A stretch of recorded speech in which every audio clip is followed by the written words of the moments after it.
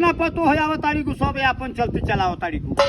आ बुढ़िया के रात दिन गरियाव तारी को काहे कि ये दादा बेटवा बहरा कमा के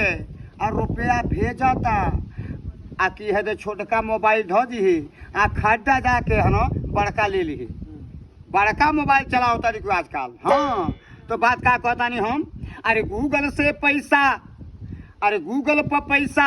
बहरा से मंगाबो तारी अही देखो पतो ही तमाशा।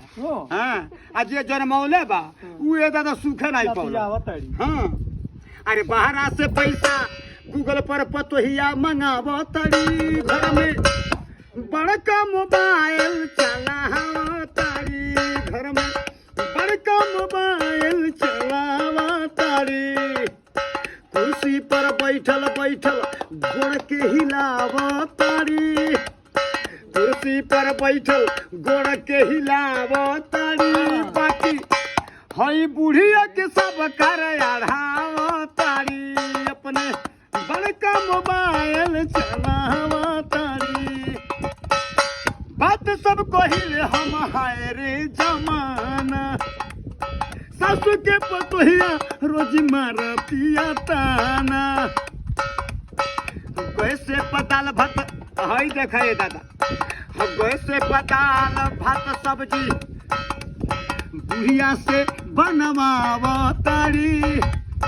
कैसे पर दाल भात भुजिया ससुरिया से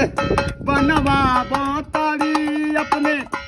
बड़का मोबाइल चलावा तारी घर में बड़का मोबाइल चलावा तारी बुढ़िया बोलतिया तो पतोहिया गरिया तारी बाकी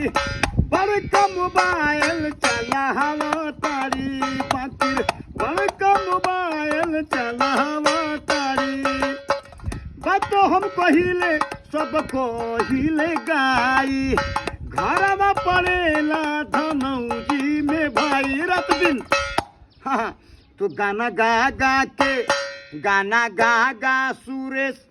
सांवरिया समझावा तानी लेकिन बड़का मोबाइल